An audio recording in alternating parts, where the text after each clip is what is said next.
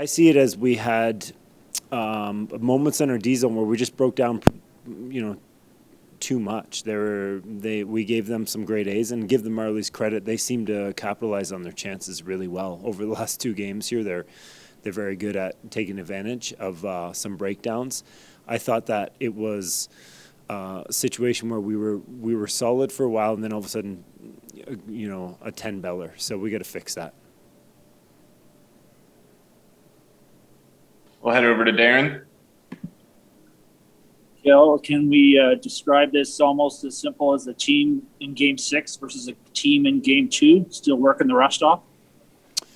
Yeah, I don't want to lean on that too much, Darren, as an excuse, but I think that we're making steps. I thought that our poise in the offensive zone was better. I thought that we sort of possessed more and looked for better quality that way. And as you say, I think there's still some rust, relating back to the idea that play, and then all of a sudden find ourselves in our zone and give something big up. So I think there is a little bit of rust, and we've talked about it as a group. At the same time, we're running out of time on that excuse. We got to make sure that we can keep making forward progress here. We'll go back to Mike. Cail, do you think your team changes the way that they play at all when they play from behind consistently to sort of start the first periods? I believe it's been now 8-0 that you guys have been outscored in the first 2 periods. Do you think that's changed the way that they've approached the game? No, and honestly, I think that we played the game the first period in the first half of the second period on Sunday. Similarly, I think we played the game in the first period today.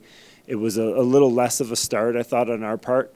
But I don't think we changed that much. I think that we got a lot of chances. We had a lot of looks, and it didn't go our way. And unfortunately, instead of being in 1-1, 2-1 games, we're looking at being down 3-0 at the end of the first. It's tough that way. So I think that I do give our guys credit for being in situations where they're looking at a scoreboard that is really unfriendly, and finding ways to make sure they try to maintain their energy, try to maintain the quality of play that they have, and hasn't really gone very well for us that way, but they need to keep with it. That's part of our job.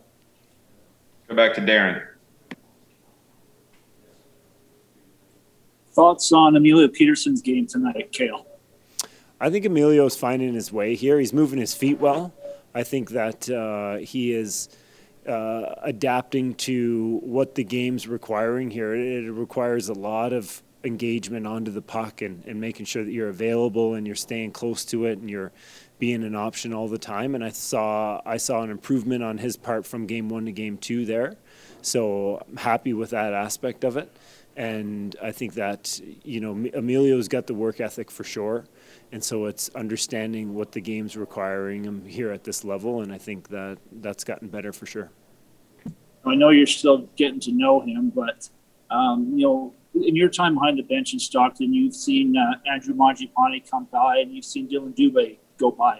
And so you know those players well, similar in height, left shooting. Do you see any comparables there with Peterson? I think the tenaciousness of Peterson matches up with the tenaciousness of Mangiapane. I think that I see things that they do in even in practice settings where Peterson's very good at trying to execute at the maximum kind of pace that he can. And Mangiapane did that, and I think that it pushes your ceiling ever higher, and that's something that's really important to make sure that you're not sort of, I don't want to say coasting in any way, but you're trying to push yourself in every rep to go beyond the limit of what you can do under control. And that's where now when you watch Mangiapane, he's excellent at, picking pucks and walking out of the corner under pressure. And I think Peterson is a guy that has that mentality to work like that, so that he's going to constantly improve because he stretches himself all the time in practice. I'm going to squeeze in one more, if you don't mind. Yep. Similar question, the same 2 comparables, although this guy's a right-hand shot. What about Vitu Zavgorodny, just in your first couple looks at him? Do you see anything, again, along that same kind of path? Yep, I sure do. That competitiveness and hunger. Now, a young man that's coming out of junior, and there's levels to the competitiveness that we're talking about, and we're going to have to keep working on. But it's game 2 for him in the pro setting. But I definitely see that hunger and really solid on his skates, good edges, courage to drive to hard places. And so we got to balance that out with that same kind of compete and courage and attention to winning battles all over the ice, not just in a offensive outlook, but everywhere. And he's responsive to that. So I think that he's someone that you pinpointed well, that he's going to have that kind of drive to keep pushing himself to get better and be courageous with how he plays. Okay, perfect. Thank you. We'll go over to Paige. Hi, Cail. So your team obviously has your established leaders and everything, but in games like these, do you start to see other players emerge as emotional leaders? Yeah, definitely. I think that, give credit to the group in terms of there are several guys that are chipping in on that front beyond the Petrovic, Leslie, Phillips trio of captains.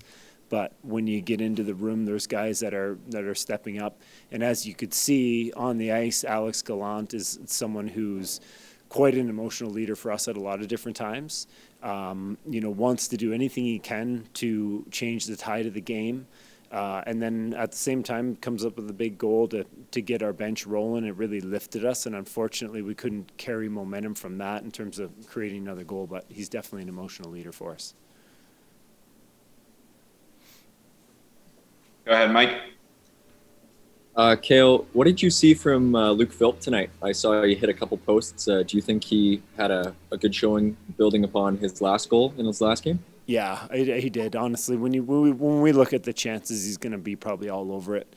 He was around it a lot, hit a couple posts, and it's just like he's moving well. He's seeing it, and I think that with some different bounces on in our favor, like that's a different kind of game right there. So credit to Luke for having a pretty good start in terms of, when you look at the process of what's going on out there, he's had a pretty good start, and we've seen that for a month in practice now.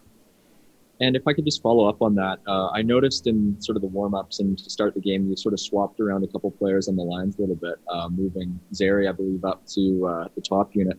What was your motivation behind that? Just a different look. We had chances in our first game, but it didn't work out to our favor. And putting Kirkland into the middle was something that we felt might give us a more veteran player on face-offs, and also putting Zary there with Ruzicka is it's still a really good look, and I think, and it puts some good brains and some good offensive skill sets together. So it was just tried to mix it up a little bit. Peterson found himself with Pospisil and Tulola. I thought that his energy worked well with them. So we're looking at trying to balance things out, see what we can do to stir it up. And I think that they did have a lot of good looks. Unfortunately, it didn't bounce their way. Thanks, Cail. Thank you. Any other questions for Kit? Go ahead, Paige. Just one more here. How will you guys prepare for tomorrow's game differently than you guys prepared for tonight's? We're talking, I think we talked about defensive aspects leading into today, and we talked about offensive aspects in terms of creating in their zone. I thought that we did create in their zone, but we got to take another step forward there. So we'll address that area, and then we're going to obviously address that defensive zone. As I said, there were some things we liked, but at the same time, you just can't give up the chances inside the house like that.